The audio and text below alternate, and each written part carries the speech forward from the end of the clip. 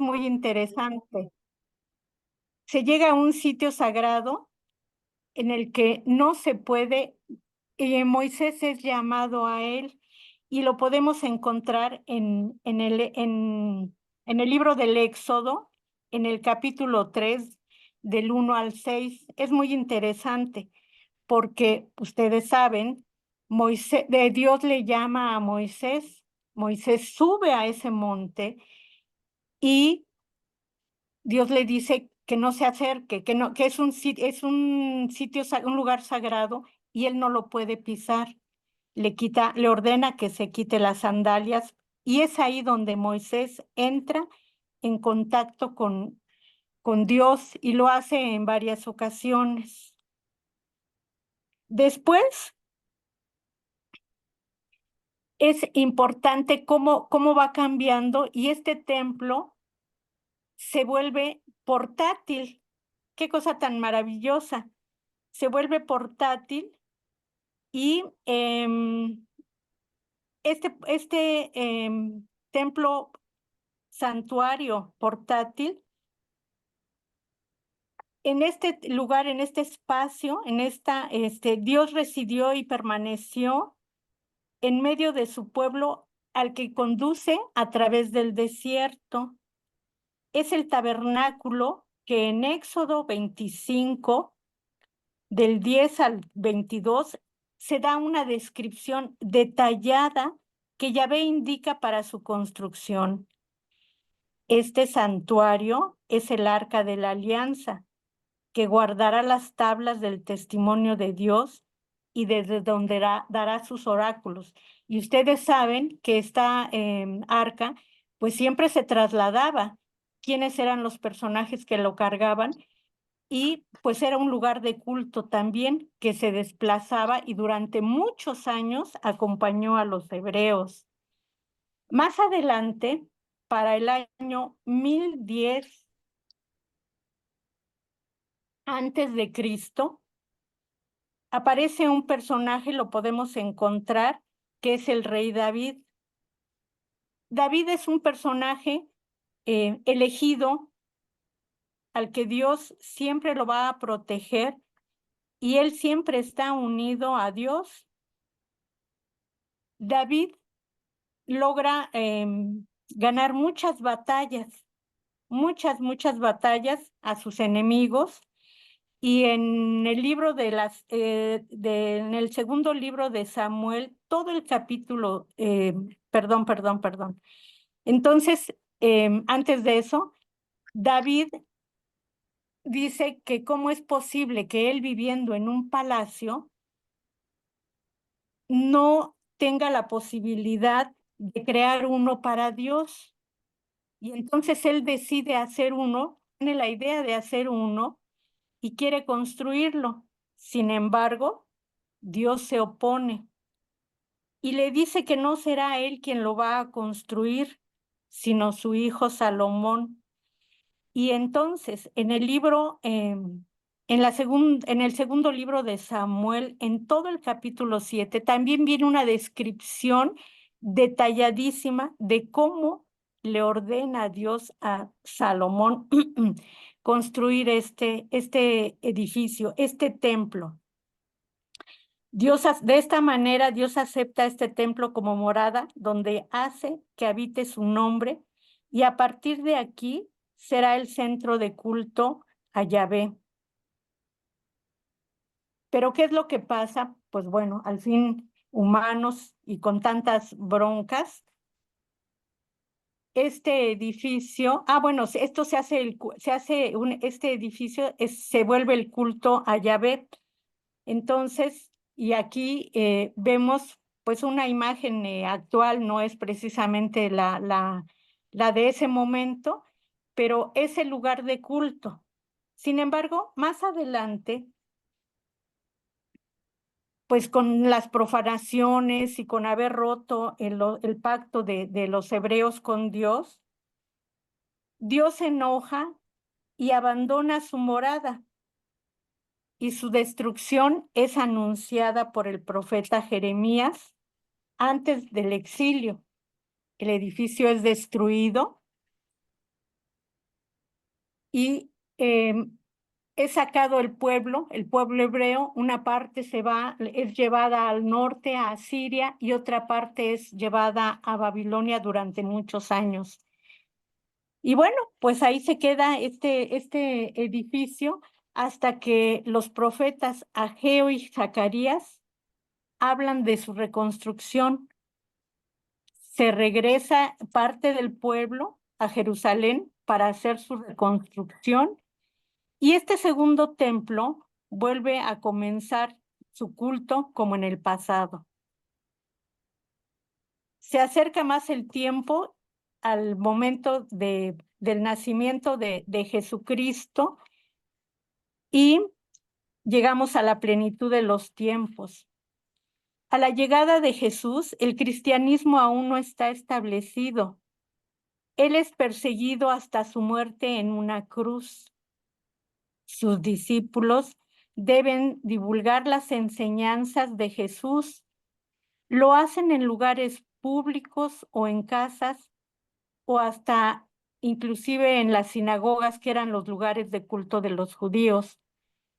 Poco después se inicia la persecución contra los convertidos, y esto perdura también durante mucho tiempo hasta que el emperador Constantino oficializa el cristianismo en Roma en el año 313. Ya estamos en esta época después de Cristo, mediante el Edicto de Milán, que otorgaba la libertad de religión.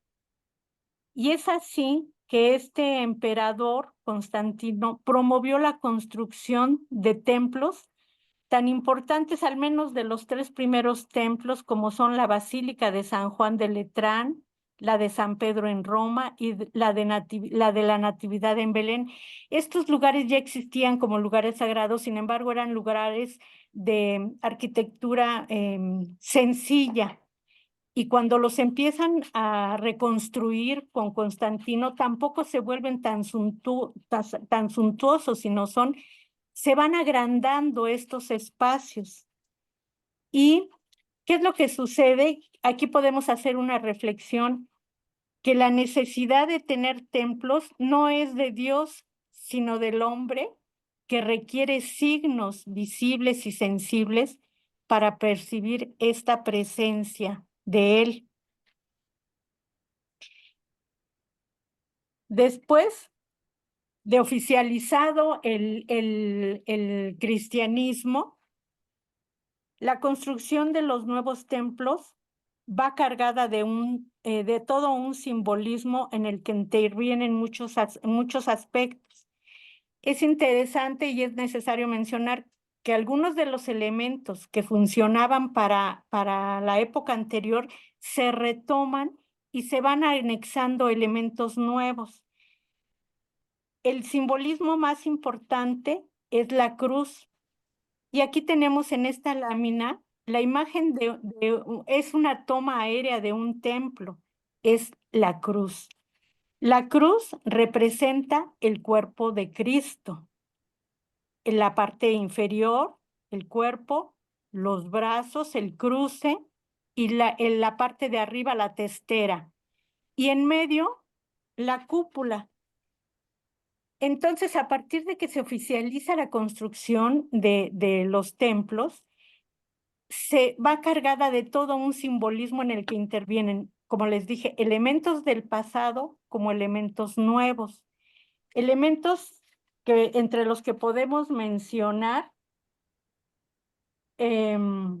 por ejemplo, los números, los puntos cardinales, los colores, la geometría, sin olvidar que el elemento más importante es la cruz. Normalmente estos templos eran orientados, la puerta principal era dirigida hacia el este, donde el sol sale. Los templos se construían, como lo habíamos dicho, en lugares sagrados, y esto es la imitación del cuerpo de Cristo. El cristiano entra al cuerpo de Cristo. Entonces entra y llega a esta parte donde se une los brazos con el cuerpo. Y en los primeros templos, sobre todo en los templos europeos, vemos que está unida esta parte. Ahí es un cuadrado que se forma ahí, es el número 4 que representa lo material, y normalmente estaban 4 columnas que ayudan a elevar hasta la cúpula, que es la parte más celestial, más divina. Estas columnas normalmente remataban en unos triángulos que se les llaman pechinas, y en donde eran 4, una en cada esquina, y se podían pintar, representar o a los 4 evangelistas, o a 4 doctores de la iglesia, o a 4 mujeres importantes, en fin, toda una simbología que era la que se aplicaba. Y la parte de arriba, que era la testera. Bien, para el Nuevo Testamento, que estamos ya en épocas muy recientes, Jesús profesa el más profundo respeto al templo antiguo. En él es presentado por María. A él acude para las solemnidades como un encuentro con su Padre. El templo es para él la casa de su Padre, y se indigna de que se convierta en un lugar de tráfico. Pues de esto tenemos todos conocimiento.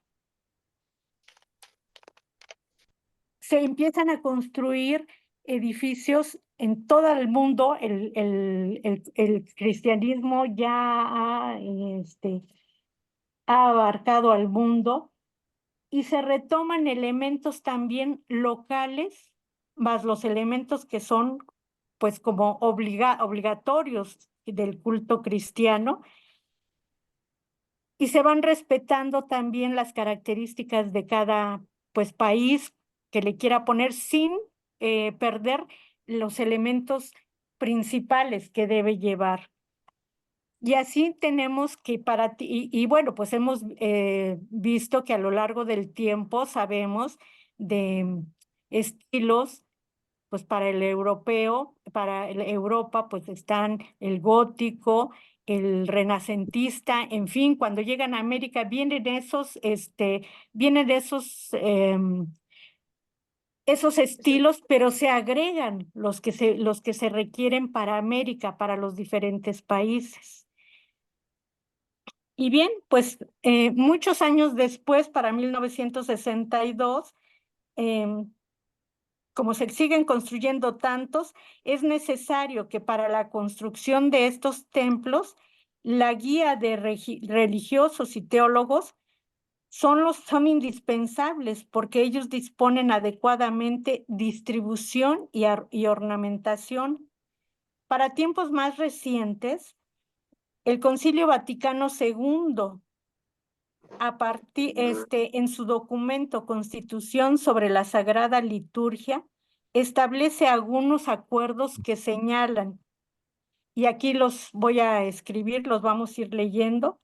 Dice: la Iglesia no ha considerado como propio ningún estilo artístico, sino ha aceptado los estilos de cada época según el carácter y las circunstancias de los pueblos y las necesidades de los distintos ritos.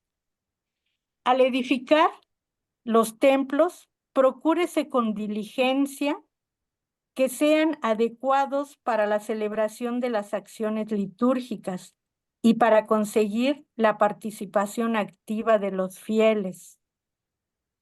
Revísese cuanto antes los cánones y estatutos eclesiásticos a que se refiere la disposición de las cosas externas pertenecientes al culto sagrado, sobre todo en lo referente a la edificación digna y adecuada de los templos, a la forma de construcción de los altares, a la nobleza, colocación y seguridad del sagrario, así como también a la funcionalidad y dignidad del bautisterio, al orden conveniente de las imágenes sagradas, de la decoración y del ornato. Pues como les decía, en los lugares donde se construyen eran lugares sagrados, pero ahora, en la actualidad, pues donde las poblaciones están tan asentadas, tan colocadas en lugares con tanta aglomeración, tan aglomerada la población, ¿cómo se decide la construcción de un edificio? Pues se selecciona un espacio. Ya que se selecciona el espacio, eh, las autoridades eclesiásticas lo sacralizan para que se vuelva un sitio sagrado y ahí empieza la construcción. Y pues bueno, es todo una información vasta de toda de todo este tema. Y con esto pues terminamos y esperamos que haya sido una pincelada de entender cómo es que se fue construyendo, cómo es que apareció el templo, de ser un altar pequeño, de ser un lugar, pero sagrado, porque Dios se manifestó, pues también fue un lugar que ahora se puede sacralizar, un espacio, por difícil, por peligroso que sea, y también puede ser asignado para su propia construcción. Pues espero que esto les haya dado un bosquejo general y ojalá que puedan leer cómo fue que las instrucciones que iba dando Dios para construir estos templos. Pues espero que haya sido, no sé cuánto tiempo tenga, cuánto, Todavía nos quedan 10 minutos. 10 pero minutos. no, Ah, bueno, si alguna pregunta de veras si podría hacerse, no sé. Bueno, yo considero que esto de los templos para mí, la importancia capital es el cambio, en el cual los templos fueron evolucionando desde la antigüedad, de altares de piedra, hasta lo que hizo el rey David, el rey Salomón, luego el gran templo de Jerusalén, hasta que llegó nuestro Señor Jesucristo y dijo, no, cambió la mentalidad, el templo soy yo, yo soy el templo. Y él ya de ahí parte todo esto con lo que tú decías de que ya en los templos estás entrando al cuerpo de Cristo. Estás entrando al cuerpo de Cristo porque él tomó, y de hecho es uno de los sentidos, en mi opinión, que tiene este pasaje de la expulsión de los vendedores.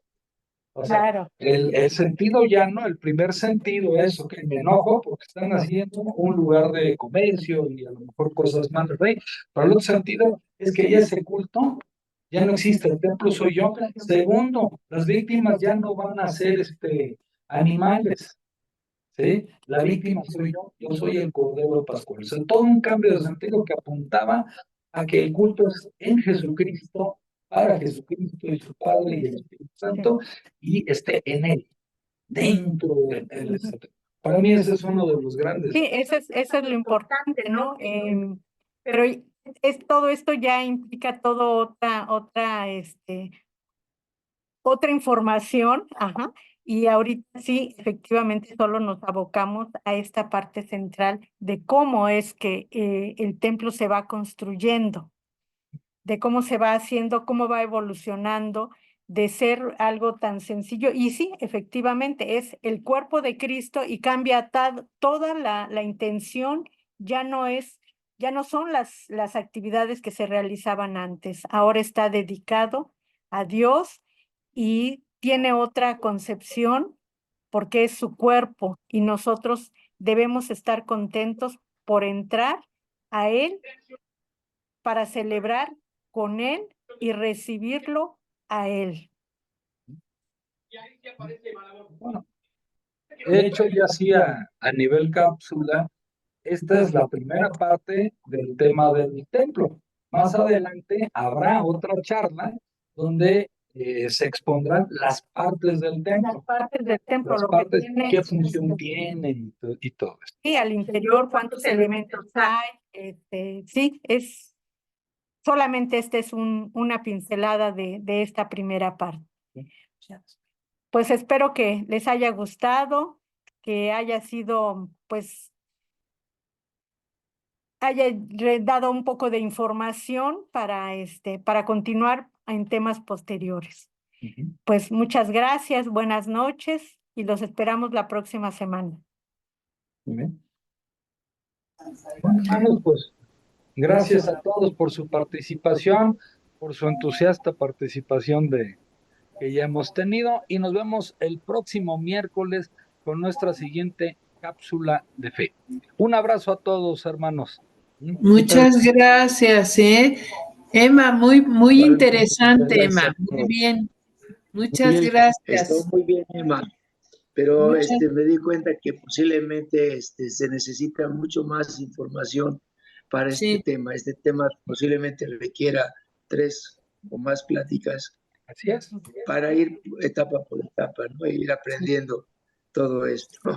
Pero bueno, ya la inquietud ya está, y hay que ponerse también a estudiar. Estudiarse. Gracias, la verdad es que hay temas que no se pueden condensar tanto. Entonces, por eso se ha decidido hacer 2, 3 o 4 cápsulas según el contenido. Y esta es la primera entrada describiendo la evolución del templo. Cómo empezó con altares de roca y ha terminado en los grandes templos que tenemos ahora.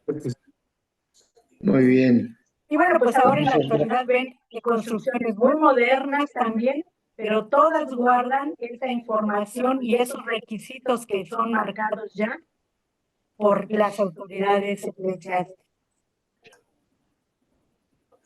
Pues ahora sí, hermanos, un abrazo a todos y como dicen, buenas noches y vámonos a la meme todos. Buenas noches. Muchas gracias, Luis Miguel. Bien. Gracias.